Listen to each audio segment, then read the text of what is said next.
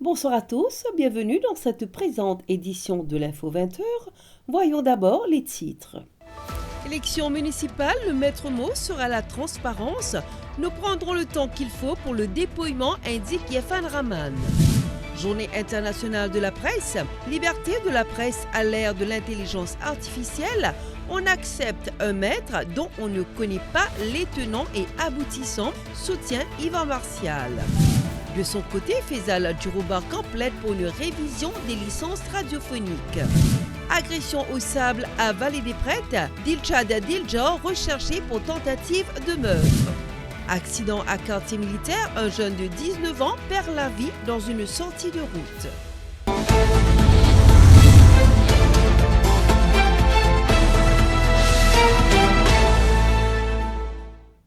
Bienvenue dans ce journal. À la veille des élections municipales, le commissaire électoral Yafan Rahman a tenu une conférence de presse ce samedi 3 mai au siège du bureau de la commission électorale. Il a lancé un appel citoyen fort encourageant les citadins à se rendre aux urnes en nombre demain. Yafan Rahman a ajouté que voter est essentiel pour la démocratie et que cela est un devoir civique que chacun doit accomplir. Yafan Rahman a assuré que la transparence guidera toutes les étapes du scrutin. Il a toutefois refusé de s'avancer sur une heure précise pour l'annonce des résultats. Nous prendrons le temps qu'il faut pour le dépouillement, dit-il. Ainsi, sur un vol rapide, le taux d'abstention que nos plus grands adversaires demain, comme commission électorale, et c'est pourquoi on l'appelle à travers eux, les amis des médias, dans un appel aux citadins de l'île Maurice, faire un devoir civique, une voter, et une élection, pour nous, la démocratie commence par la démocratie régionale et locale. Donc il y a pour autant, la démocratie, il y a un grand... le taux de participation le plus peu, c'était en 91, de 22,9%. 91, qui a voté. Et le plus fort, c'était en 2012, 44,91, qui nous a le dernier chiffre, 84, par contre, en 2015, c'est 35,5%. La transparence, c'est ça même le maître mot demain. Donc, pas vous brûler aucune étape, nous prenons le temps qu'il y prend, vous faites tout le monde satisfaire la clôture du dépouillement et la déclaration des résultats, que tout est fait dans la transparence la plus totale. Beaucoup de monde posent la question qu'il y a mauvais pensée pour un résultat. Comme on redit encore une fois, il n'est pas dans de la main, c'est un obstacle sur l'équipe qui vous travaille. Donc, c'est pour Laval ou pour le terrain, c'est aussi vous trouver. Alors, vous faites tranquillement, pour faire d'une façon sereine, et nous espérons nous un résultat de manière correcte, que tout le monde est capable de résultats qui suivent. Dans le centre de vote au départ et dans les 25 temps après, que vous déclarez le résultat. Élection municipale toujours, 6134 fonctionnaires mobilisés pour assurer cette échéance qui verra le dépouillement le même jour. Après plus de 10 ans, les habitants des 100 villes du pays sont appelés à choisir leurs conseillers municipaux ce dimanche. Ces élections ont nécessité toute une organisation pour permettre le dépouillement des bulletins le même jour. Liné Apadou revient sur la logistique que représentent ces élections. 30 wards sont concernés dans les 5 villes. Au total, le vote et les décomptes se déroulent dans 124 centres qui contiennent 914 classes. La plus grande ville en termes d'électeurs est la capitale, avec 114 354 inscrits. Vakwa Phoenix en compte 95 350, alors que Beaubassin-Rosil se classe 3e avec 83 200 électeurs. 4 bornes et Cœur-Pipe ont 64 100 et 33 725 inscrits respectivement. Globalement, 400 887 électeurs auront la possibilité de faire valoir leurs droits civiques dans les 5 villes. Pour cela, 426 975 bulletins de vote ont été imprimés, soit 6,5% de plus que les inscrits.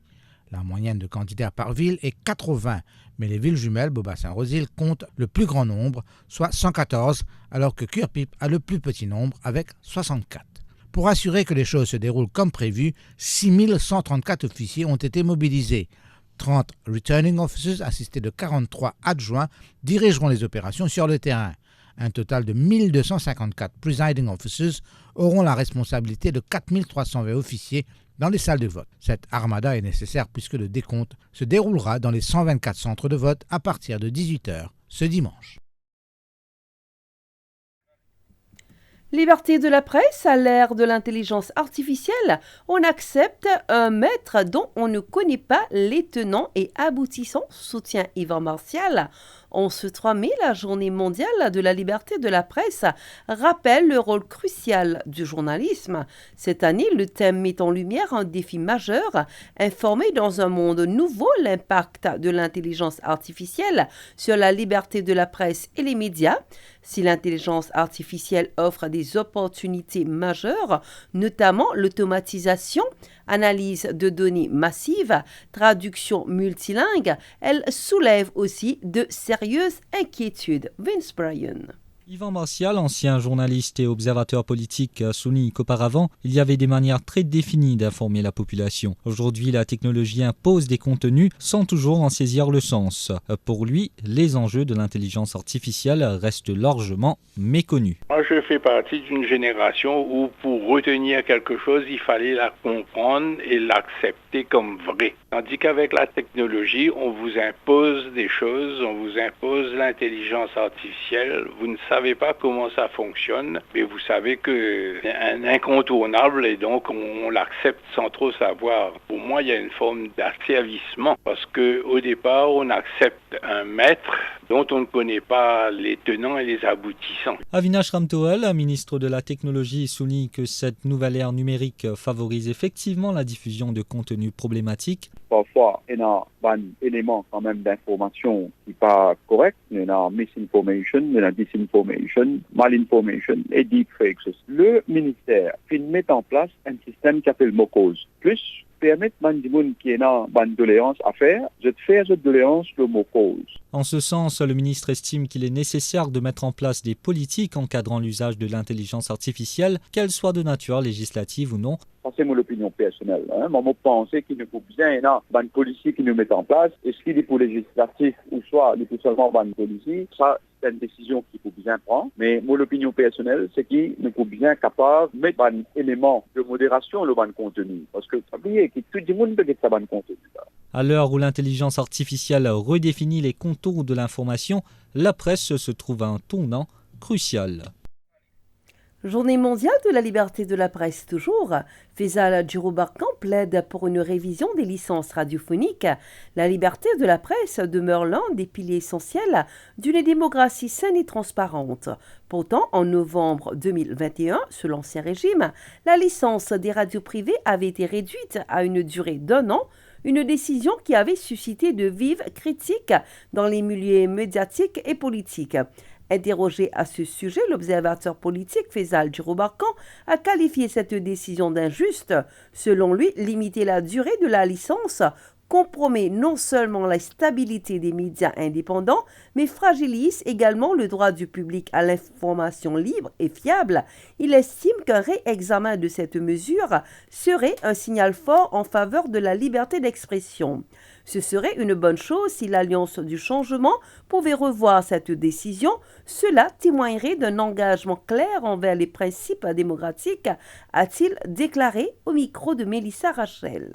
La réduction de la durée des licences des radios à 1 année tient une très mauvaise décision de l'Ancien Régime. L'ITI une attaque indirecte à la liberté de la presse. Et l'ITI une épée de Damoclès, l'ban radio privé et ban journaux. L'ITI force ban radio et ban journaux censure l'information qui pâtit en leur faveur. Vu que l'Alliance du changement, ce engagement est basé sur la démocratie, la transparence et la liberté d'expression, la libre circulation de l'information, il est tout à fait normal que l'Alliance du changement besoin revoir sa décision-là et prendre une décision bien plus souple. Reporters sans frontières 2025, Maurice progresse au classement mondial de la liberté de la presse. Maurice enregistre une progression notable dans le classement mondial de liberté de la presse 2025 de Reporters sans frontières. Le pays grimpe de 6 places par rapport à l'année précédente. D'autres détails avec Yeshoda Kinou. Parmi les 5 indicateurs analysés par RSF, c'est le critère législatif qui affiche la plus forte amélioration. Maurice passe de la 83e position en 2024 à la 62e position en 2025, avec un score en nette hausse de 68,35 contre 62,88 l'année précédente. L'indicateur sécuritaire est également encourageant. Le pays maintient une bonne performance, se classant 54e cette année contre 56e en 2024, avec une légère hausse du score, soit 87,71 contre 86,90. Mais malgré cette dynamique positive, certains défis persistent. L'indicateur politique, bien qu'en progression, soit un score de 51,35 contre 50,43, reste préoccupant avec une 70e place, même s'il s'améliore par rapport à la 79e place de 2024. Même constat pour l'économie des médias, toujours fragile. Maurice gagne quelques places, passant de la 74e à la 58e, mais le score reste faible. 49,55 contre 47,40. Enfin, le climat social pour les journalistes demeure stable et favorable. L'île conserve une 29e position avec un score toujours élevé, soit 79,58, légèrement inférieur à celui de 2024, soit 80,12. En somme, Maurice consolide sa place parmi les meilleurs pays africains en matière de liberté de la presse. Mais des réformes politiques et économiques restent nécessaires pour garantir un journalisme libre et durable. Aussi, dans l'actualité, un grave incident s'est produit en début de soirée hier à Vallée-des-Prêtres. 3 plaintes ont été enregistrées au poste de police de la localité, impliquant plusieurs membres d'une même famille ainsi que d'autres individus. Un homme de 28 ans a été victime d'une agression au sabre et se trouve actuellement aux soins intensifs. Nivesh Narainen et Yeshoda Kinou nous en disent plus. Un peu plus tôt hier, Maliha Delbar, âgée de 14 ans, a rapporté aux autorités en présence de sa mère Warda Owadali qu'elle a été victime d'un acte indécent perpétré par un certain Rakesh Goraya, aussi connu sous le sobriquet de Poule. Quelques heures plus tard, à la même adresse, Bibi Owadali a signalé le vol d'un appareil d'IVR, où les voleurs auraient brisé une vitre pour pénétrer dans la maison. Et Warda Owadali a mentionné ses soupçons envers son beau-frère Azhar Hussein Delbar, ainsi que 2 autres individus, Ramiz Hosseini et Muzaffar Lal Mohamed. La journée a pris une tournure encore plus dramatique lorsqu'un acte de violence extrême a été signalé sur l'avenue de Prune. Lian Damien Devo, 24 ans, a affirmé avoir assisté à une altercation entre Rakesh Goraya et plusieurs membres de la famille Delbar. Il raconte qu'en tentant de calmer la situation, il a vu un certain Dilshad Delbar, également connu sous le surnom de Ben Laden, surgir armé d'un couteau d'environ 75 cm.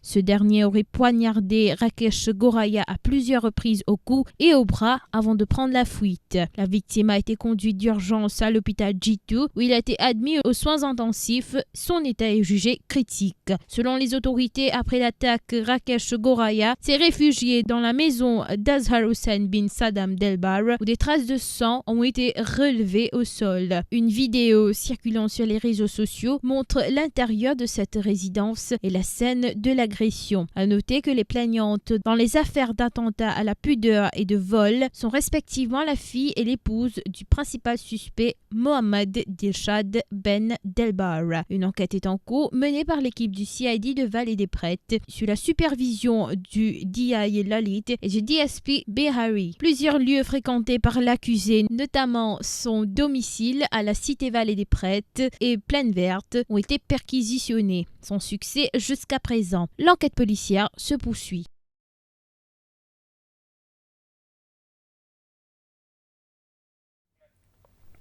Accident fatal à Côte d'Or, un jeune de 19 ans perd la vie, 45e victime sur nos routes depuis le début de l'année. Suraj Raghunandan, habitant de quartier militaire, circulait seul lorsqu'il a perdu le contrôle de son véhicule. La voiture a quitté la route avant de finir sa course dans un champ de canne en contrebas. Rapidement alerté, les secours l'ont retrouvé inconscient et le SAMU a constaté son décès sur place.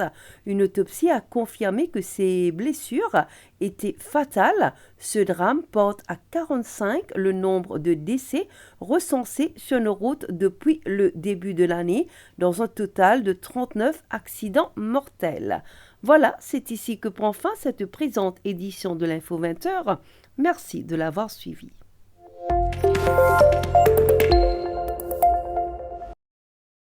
Tout Mauricien réuni loin ses l'antenne, dans tout la joie, même dans la peine. Il n'a pas de race ni couleur, n'a pas de figure, plutôt qui s'amodie n'a peine.